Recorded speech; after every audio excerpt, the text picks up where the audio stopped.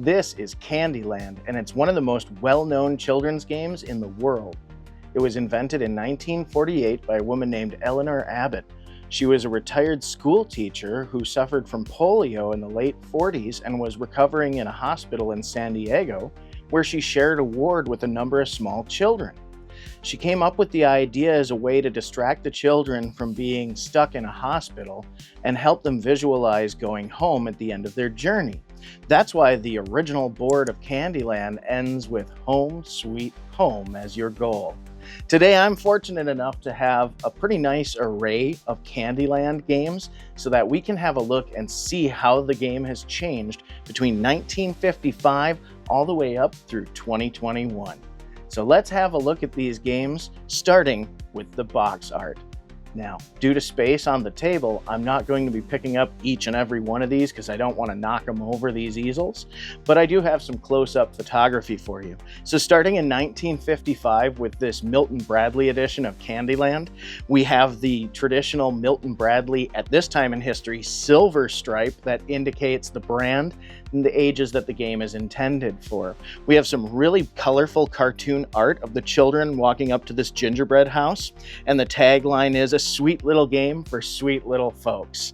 I like this one quite a bit. Now the back is blank and it is a lift-off top box. The inside features a minimalist organizer that keeps all the parts off to one side of the box for balance, and the rules are printed on the underside of the lid of the box, which, if you've been watching this program, this pleases the couch. So I love the 1955 edition's box. It looks good. It seems very traditional with the Candyland name, so nice entry in the series. Now let's move on to the 1984 edition.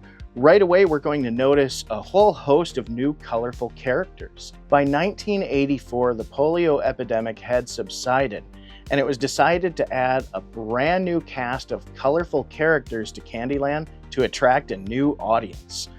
This box clearly depicts all of the new characters, or many of the new characters that you're going to encounter on your adventure through Candyland. I also like how it shows the kids kind of dreaming up Candyland as well. Gives it an extra little fantasy quality to it. You have the traditional Milton Bradley white stripe, that indicates the appropriate age for the game and what type of game it is. The back of the box is blank. It is a lift-off top box, and it has a little cardboard insert that again acts a little bit like a minimalist organizer, keeping all the parts off to one side of the box. And this insert features a whole printed storyline introducing you to all of the characters in Candyland. It's very exciting, and we'll dive into that a little bit later. Now let's move on to the 2010 edition of Candyland. Again, we see some exciting new characters. They look like updates from the 1984 edition, and there are some changes, so we will get into that. But this is a really bright and colorful box. I very much enjoy the design of this box. When we flip it over, we actually have some traditional board game fare as well. We're showing some young kids enjoying the game, a couple of blurbs about what kind of excitement is in store for you. Now, one detail that I really did like about this box is the inside lid is printed, or I shouldn't say the lid, the inside of the box is printed along the edge here. That's something I saw with other titles like Buckaroo. It's just an extra little detail that adds some life to the design. So I really like that. Also, there's just a full color wraparound, and then on the inside, there's a cardboard insert with all of the new storyline and the new character introductions, which again, we'll hop into in a bit, but I love the addition of story and the characters to Candyland. That's always something that was really enjoyable for me. Now let's move on to the 2021 edition. Right away, we can see this box is significantly smaller than the previous three boxes.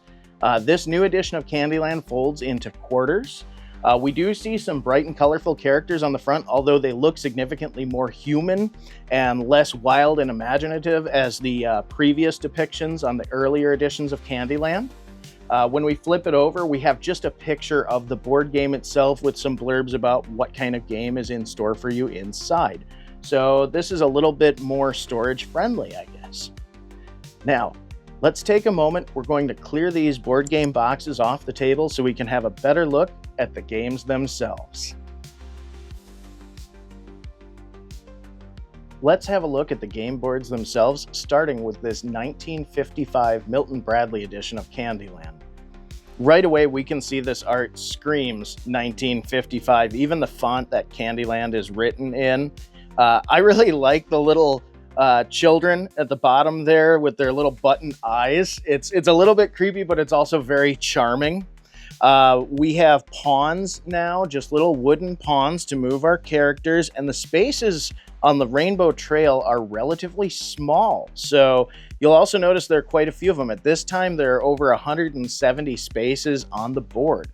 When we look at the cards here, the cards are nice thick cardstock. There's evidence that they're perforated along the edge.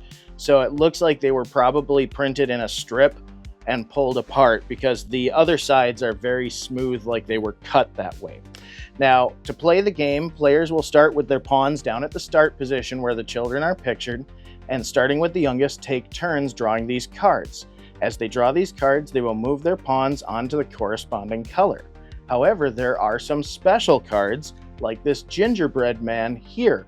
If you pull a special card that has a picture of candy on it, move your pawn to the corresponding space with that candy. This can sometimes be a shortcut and sometimes be a drawback, so you better be careful. Though, realistically speaking, there's nothing you can do to avoid getting a card that pulls you back because it's all luck of the draw. Candyland was designed to be very, very simple. There's no decision making, there's no strategy. The only thing a child needs to do to play this game is be able to identify colors and follow very simple instructions. Now, what's interesting about this is there are enough shortcuts and little drawbacks. For instance, there's a shortcut right away called the Rainbow Trail. So if you're lucky enough to draw a purple right out of the gate, you get to skip a significant portion of the Rainbow Trail. There's also the Mountain Pass, which is in the Gumdrop Mountains, that also helps you cut a few corners.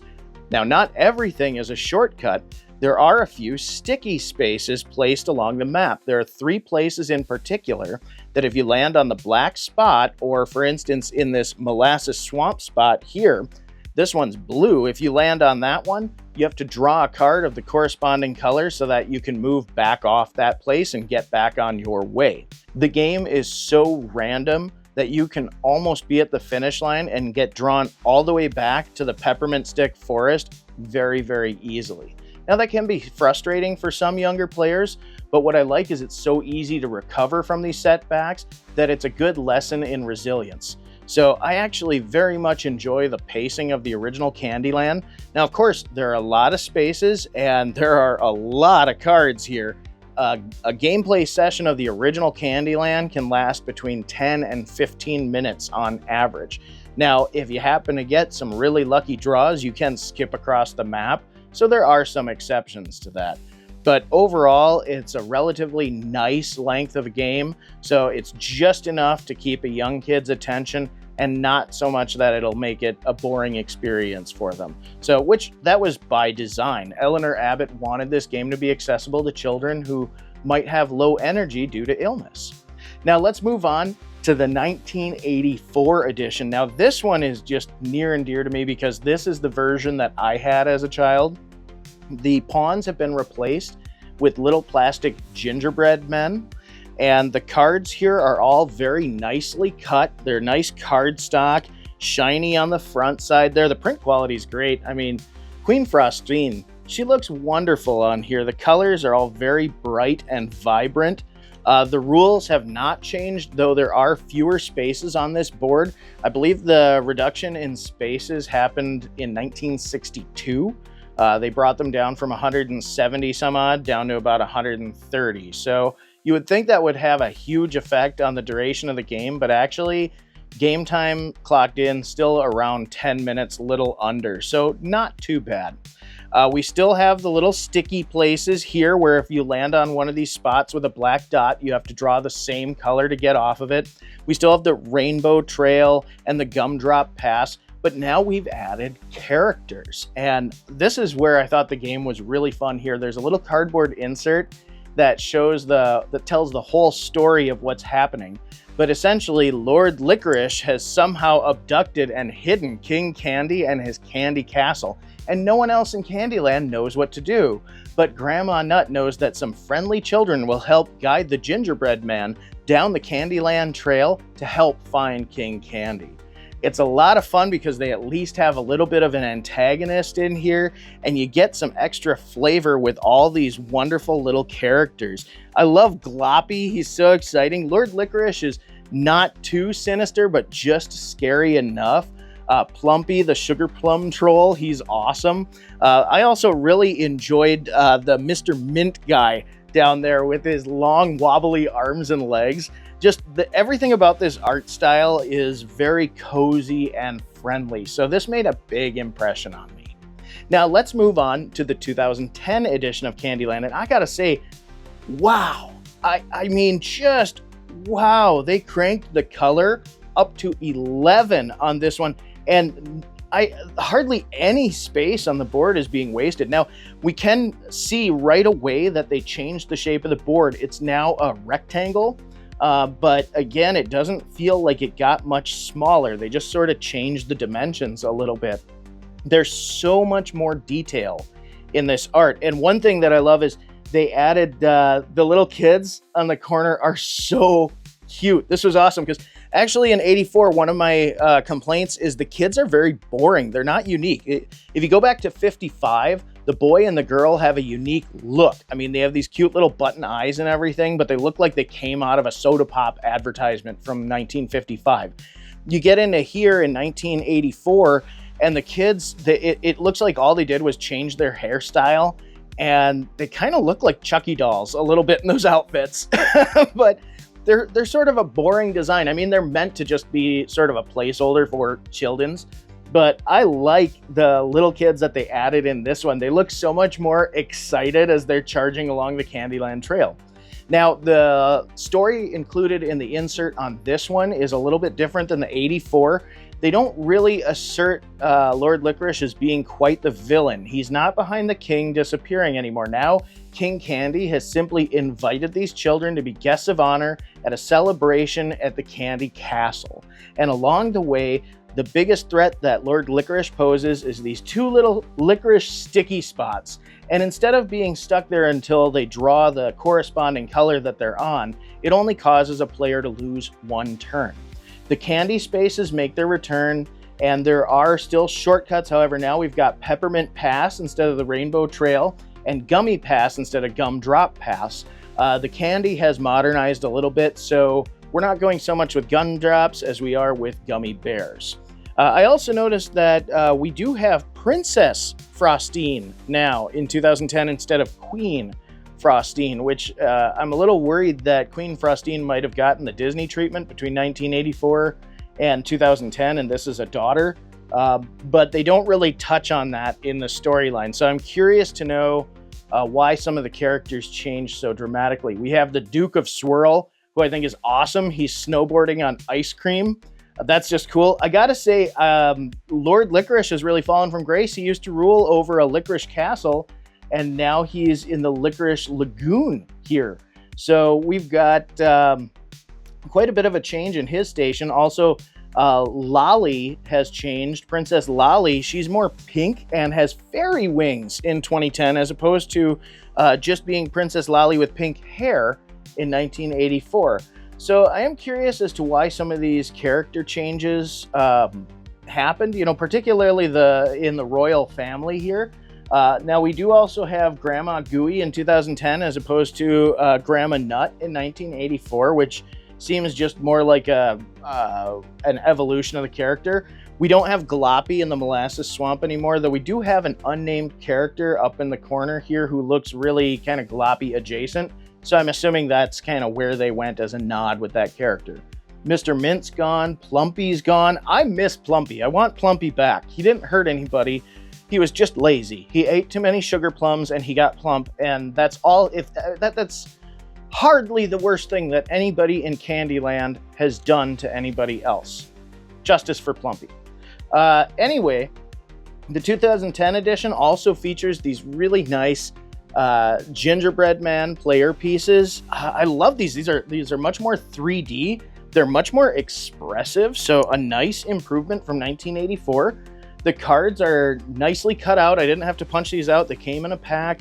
They have good snappy cardstock, wonderful print quality. They have some nice highlights and shadow so that the color spaces have a little bit of depth to them. So I did enjoy that. Now let's move on to the 2021 edition. Now again, the characters have changed, only at this point, none of the characters are named. We have a complete absence of the children as well. The board is quite a bit smaller than 2010, and in this instance, it folds into quarters, which is something that I'm not a huge fan of, because when you quarter fold boards, oftentimes you're going to have the tag board that the board is made out of exposed without a taped edge, and that tends not to age very well. Plus, the center part of any board that folds into quarters tends to wear out very quickly. Now, the trade-off is a smaller footprint on your shelf, so I can see where some people are okay with that, especially if they don't think that Candyland's going to get a lot of play in their household. However, that being said, to me, it's a little bit of a quality decline, and I notice a huge difference just in the thickness of material as well. The art is colorful, it's eye-catching. There's fewer spaces, obviously, on this board, and they are much larger. I noticed the gameplay is significantly shorter. One thing I will point out is the cards that came with this edition all came on sheets that I had to punch out. And I would probably, if I was giving this gift to a child, I would take the time to punch this out for them, because I could see where a young kid might tear these cards up trying to punch them out. The print quality is decent, though nothing to write home about. It has highlights and shadow, but it actually seems like the color is a bit washed out. And they sort of have this glitter effect to match what you have on the trail here, but it ends up making it look like it's not a clear print. However, I know it's a clear print because when you get the little candy cards, those look really nice. So not bad. They're awfully light, they're awfully thin, they're awfully small. The gingerbread men are thinner, lighter plastic now. I mean, really thin, but they work as good player pieces. They're easy to pick up and they are cute. So a little bit step down as far as material quality. When we look at the art, Lord Licorice is gone. We don't have any of these characters with names. None of the characters have names. We just have the locations now. So we've still got the Peppermint Forest, which has made its return from 1984. It was gone in the 2010 edition. We no longer have a molasses swamp, but now we have Chocolate Falls here. And the ice cream has changed a little bit. So in 1955, we had the ice cream floats, which was clearly a body of water with ice cream in it. Then in 1984, we had the ice cream sea. So maybe the ice cream floats had gotten a little bit deeper and became an official body of water that we could call a sea. However, they went missing and became the ice cream slopes. So I guess maybe the ice cream sea froze and became the ice cream slopes in 2010. And now we have the ice cream peaks in 2021. So the ice cream has definitely moved around the map a little bit and changed theme. Now, that being said, when I opened up the box for the 2021, there was no insert with any kind of storyline. So not only are the characters unnamed, but we don't have a story. And since there are no children on the map, we just have the king. It looks like the king is just basically taking us on a stroll Willy Wonka style through Candyland towards his castle. Now, not only is the map shorter, but I also noticed there's almost a quarter of the board space is not even used. It's just dedicated to the art of the castle and the ice cream peaks at the end of the board. So already, it makes the whole board look, I mean, even though everything's filled in, it's colorful, it looks very bland. It doesn't have the flair that the 2010 had, which is kind of surprising. So they've really dialed a lot of that back. So it's unfortunate that they introduced these characters that look a little bit more human and less fantastic, but then they don't go to the trouble to give them names or any kind of story, so you don't know why they've changed up. So interesting comparisons we've got here. The art has clearly evolved. The story has kind of evolved and then sort of disappeared. So interesting timeline with these. Now, before we get too far into the critique of the game, let's move on to the rule books. Now, the 1955 edition had the rules printed on the underside of the game box. which I adore. I always love it when games have the rules printed on the underside of the game box because you don't lose them. So I gotta say again, this pleases the couch. All right, the 1984 edition, I was not able to get a copy that had the rules with it. When I looked online, a lot of the secondhand copies were missing the rule sheet, though I did find a really low quality PDF. I'm not even gonna include it in the video. Suffice to say, it looked to be a single sheet of 8.5 by 11 printer paper with black and white instructions on the front and back. Very basic, a couple pictures of the kids and the Candyland titling. But other than that, it was all text, no storyline. The rules were, again, largely the same as 1955. We didn't see any major rule changes until the 2010 edition. The 2010 edition has a lovely fold-out. It's printed on both sides, color with this nice red frame. It's nice and heavy paper, and I don't foresee that you're going to be losing it anytime soon, and it'll certainly stand the test of time. Now, interestingly enough, the big rule change was that we have fewer little sticky spots where you have to draw the same color, and instead, just a couple of these little licorice spots where you miss a turn. Otherwise, the gameplay is largely the same. Then we move on to the 2021 edition. This had a single sheet glossy piece of paper printed on one side in full color. Very minimalist rules. However, I did see an interesting change to the rule set. So we still have, you'll notice these little spots with little X's marked in licorice, which that's the only place that the licorice is represented on the board, which, I mean, that seems foolish to me considering it's part of that little dynamic in the game itself. So those, you still lose a turn, and we still have the candy around the map that'll transport you to the candy. We still have a couple of little shortcuts, albeit that the shortcut is not named. It just looks like candy buttons there. So, and I shouldn't say, yeah, there's a waterfall there, like a little gumdrop waterfall. That one doesn't seem named either. So real simple, not as big a shortcuts as the others. But one thing is because the map is shorter, it's very easy to get through this game quickly. And there is a new addition to the rules. They say for older players, instead of just drawing one card, you allow older players to draw 2 cards and then decide which one they want to use. So when you get to that point where the board, the map is shorter, and now you're having kids pull 2 cards and deciding which one they want, do you even want the game to last? I mean, are you even enjoying playing the game at that point? I was really surprised to see that they added rules to make the game go even faster. When again, Candyland's not about skill. It's not about decision making. It's about this experience going through an imaginative land. It's the interactivity between the players. It's the engagement between the children. It's a social activity that doesn't require much thought, that gives a little bit of distraction. And so if you're trying to speed through that, I feel like you're missing the point of Candyland, which is a really weird thing to think that somebody's missing the point of Candyland. Just saying. Okay, so now the fun part here is we're getting down to the nuts and bolts of the comparison and what we think of the game. I gotta say right away, if I have to pick my favorite editions of Candyland, I'm gonna say I really like the 2010 and the 1984 because of the story and how they flesh out the characters a little bit. It's just fun stuff to read through, and clearly a lot of love went into the designs of both of these games. The art on 2010's in particular is so stunning. And I gotta say, I actually will include a link in my description. You can still get the 2010 edition from Hasbro, and I highly recommend it. It's just a beautiful board. The gameplay experience is great. When I was playtesting it, I would say that the 55 probably took the longest to get through. The 84 and the 2010 were about the same, on par with 10 minutes. And the 2021, it was real easy to just get right through that game. They kind of streamlined this one. So again, you're probably sitting at about 5 minutes or so for the 2021 edition, 5 to 7 minutes, about 10 minutes for these guys, 10 to 15 for the 55. So worthwhile experiences.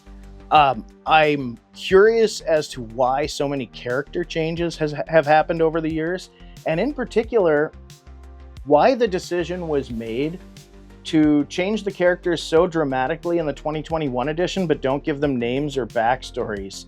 And I will say, I know that a lot of this art, they're trying to be a bit more diverse with the cast, but one thing I gotta call out that was really bothersome, I grew up in Minnesota. I've seen paraplegics ski, and I really don't like how on the nose they are by putting this poor fellow here, he's in a wheelchair, but they put him in the candy cane forest on a ski slope in a wheelchair. There are Olympians that ski that are paraplegics that have rigs that look nothing like that. So I just want to point out that I mean, I applaud you for wanting to include people, but that part feels a little bit ignorant, and that could have been handled a little bit better. So I think that is sort of an indicator about the art as a whole, in that if you really look at this feels very bland. Overall, the 2021 edition seems to be very much lacking in detail, and a lot of the detail that's there feels like it was different unrelated artistic elements. Like the gumdrops look like they were just copy pasted a couple times over the map. It looks like the same picture of the gumdrop just dropped right in. It really looks lazy, and it just feels like they added placeholder characters, that are just basically racial archetypes into these little spots and called it. And it's like, if you're going to make a character change like that, at least, give me a name and a backstory. I'm all for having a new exciting cast to Candyland. That's kind of the fun, is getting an evolution to the game. But instead, it feels like they just wanted to check a diversity box, which feels pretty condescending, and then give us very bland art. So that's too bad. I really wasn't a huge fan of the 2021 edition. The board quality, the card quality, and the player pieces, coupled with the art that was a little bit off-putting, it just turned me off to the game. So I highly recommend the 2010 edition from Hasbro. It's gorgeous. I like how all the Denzians in Candyland are wildly stylized. I gotta say, Lord Licorice, I think, is really cool with his hat and his snake cane. And I love Grandma Gooey. The Duke of Swirl, he just looks neat, and I like that he has an ice cream scoop instead of a sword. That's just so cool. So the 2010 edition just tickles me. The 1984 edition, like I said, I think realistically my own personal nostalgia makes this a huge standout, though I will put out there that this was the year that they added a story to Candyland. And I think that's really important historically as far as the game is concerned. So that is one reason why I think the 84 edition is definitely a nice entry into the series. So great option. When we go to the vintage ones, the game was largely unchanged between 1948 and 1962. The art was consistently updated, but the rules stayed the same. The map was generally the same. It wasn't until 62 that they reduced the spaces, and then again, I think there were some other changes in the late 70s as well. So you'll have to check the actual Candyland wiki, which there is one, and I'm sure I might be just a bit off on some of this information. There are some super fans of Candyland that have put in some excellent work, so definitely check that out. But yeah, Candyland, all of them are fun to play, regardless of any shortcomings in the modern edition.